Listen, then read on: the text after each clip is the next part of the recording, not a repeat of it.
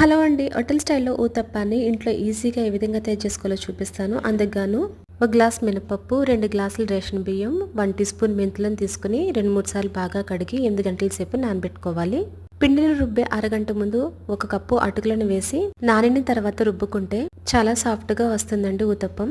పిండి రుబ్బుకొని ఫార్మెంటేషన్ అంతా అయిపోయిన తర్వాత అందులో కొద్దిగా సాల్ట్‌ని వేసుకొని లోతు గరిటె తీసుకొని పాన్ మీద కొద్దిగా ఆయిల్ వేసుకొని 2 గరిటెల పిండిని వేసుకొని స్ప్రెడ్ చేయనవసరం లేదండి.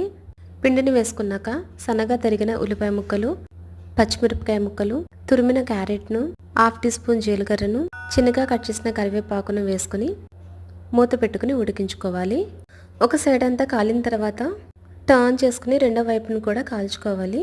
పిండిని ఇదే విధంగా కలుపుకుంటే ఊతప్పం అనేది చాలా సాఫ్ట్గా వస్తుందండి.